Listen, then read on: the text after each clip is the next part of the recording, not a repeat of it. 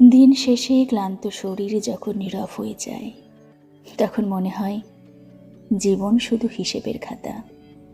কত চাওয়া, কত না পাওয়া, সবই জমে থাকে বুকের ভেতর।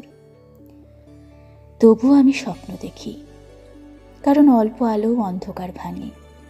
হয়তো একদিন তুমি এসে বলবে, এবার একটু বিশ্রাম নাও।